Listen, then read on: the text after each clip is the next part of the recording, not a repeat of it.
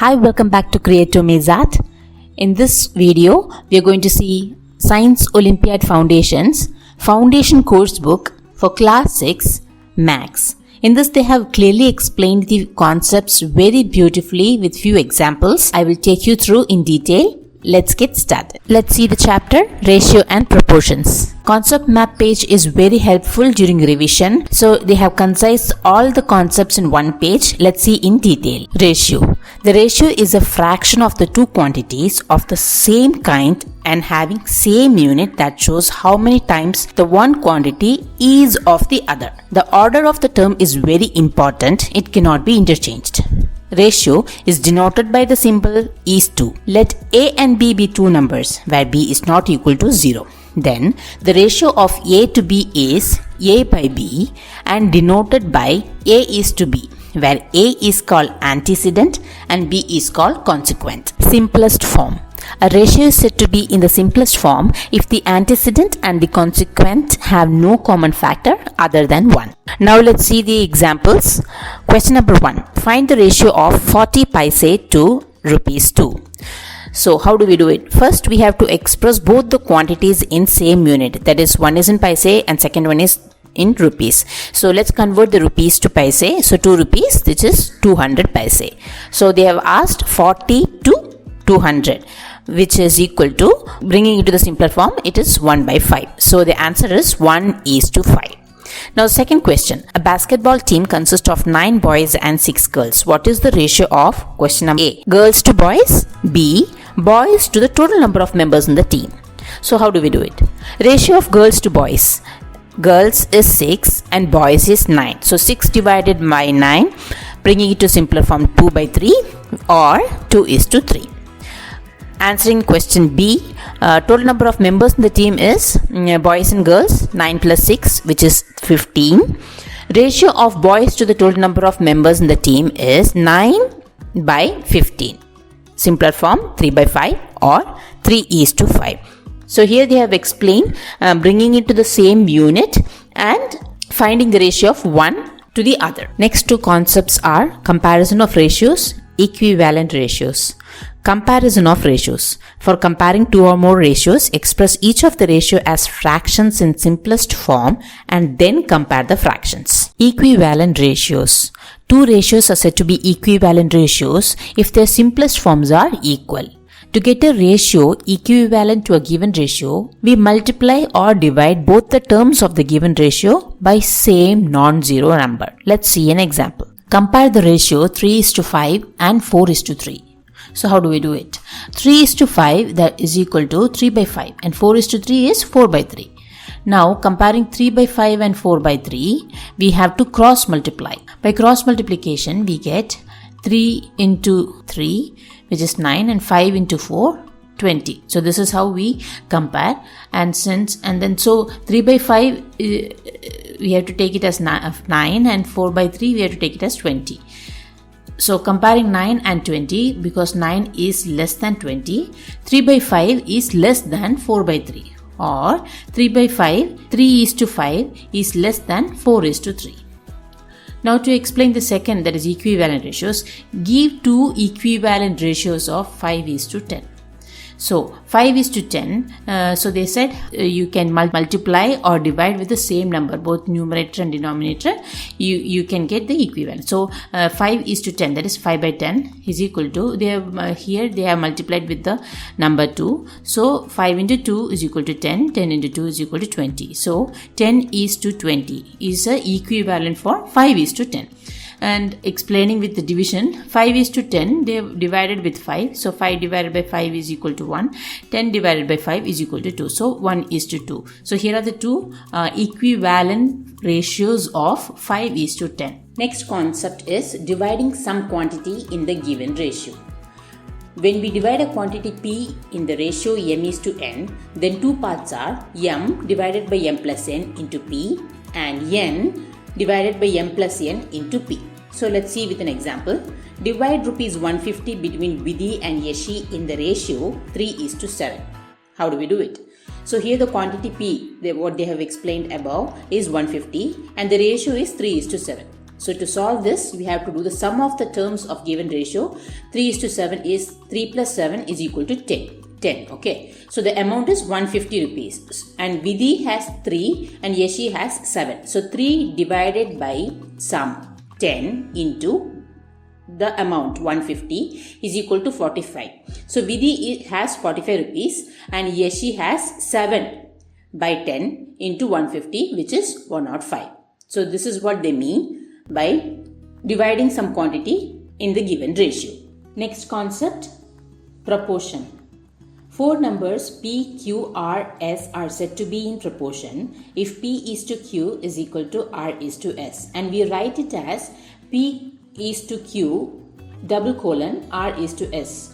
P is to Q proportionate to R is to S. That's how we say it. When P, Q, R and S are respectively the first, second, third, fourth terms of the proportion.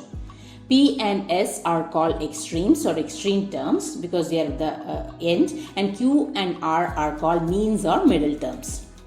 So note, in a proportion, product of extremes is equal to product of means. Thus, P, Q, R and S are in proportion if and only if P into S is equal to R into Q into R. So let's see with an example. Are the following numbers in proportion?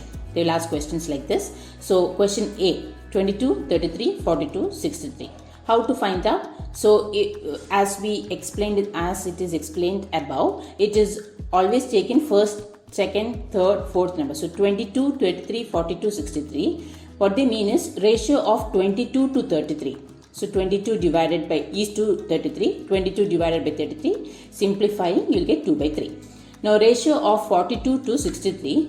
That is 42 is to 63. 42 divided by 63. You will simplify it, you will get 2 by 3. So yes, 2 by 3, 2 by 3. So both the ratios are in proportion. Okay. So there is one more method like explained above.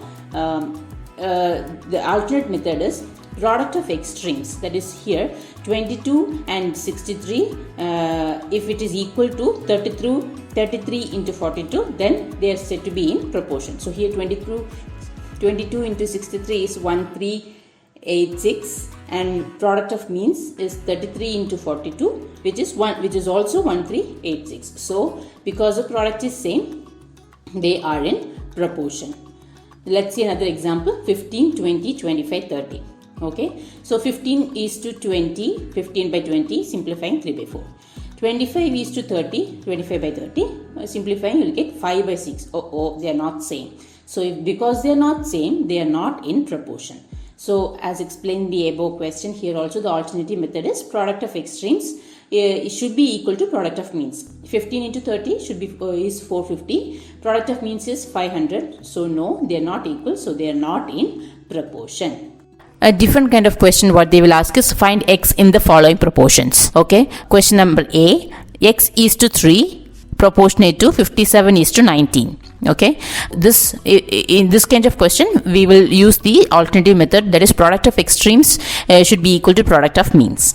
So product of extremes here is x into 19, so 19x. Product of means is 3 into 57, so answer is 171, and 19x is equal to 171. So x is equal to 171 divided by 19, which is 9. Okay, that's how you find the x. So B is 4 is to 5 is proportionate to x is to 25. So same, product of extremes should be equal to product of means. So product of extremes is 25 into 4, which is 100, and means is 5x. So 5x into 100 is equal to 100. So x is equal to 20. So that's how you find the x in the proportions. Another kind of question they will ask is the ratio of the length and breadth of a tennis ground is 3 is to 2. Okay, find the length if the breadth is 28 meters. Okay, so here we have to find the length. So let the length be x meters. We know that it is in the ratio. So 3 is to 2 is proportionate to x is to 28. Okay, length into breadth. Okay, x is to 28. So product of here we have to use the product of extremes is equal to product of means method. Product of extremes is 3 into 28. and product of means is 2 into x. So 2 into x is equal to 3 into 28. So x is equal to 3 into 28 divided by 2 is equal to 42 meters. So length of the tennis ground is 42 meters. So these are the two different types of questions that they might ask for proportions. Next concept is unitary method. The method in which we first find the value of one unit item and then the value of required number of units is called unitary method. Okay, so the working rule, there are 3 steps. Step 1, step 2, step 3. Step 1, express the given data in a mathematical sentence such that the quantity which is to be found comes at the end of the sentence. Okay. Second step, determine the quantity corresponding to 1 unit. Third step, calculate the quantity corresponding to the required number of units. Now let's see this with an example. Question number 9. 70 students consume 630 kg of wheat in a month. How many kilograms of wheat is required for 120 students in a month? Okay.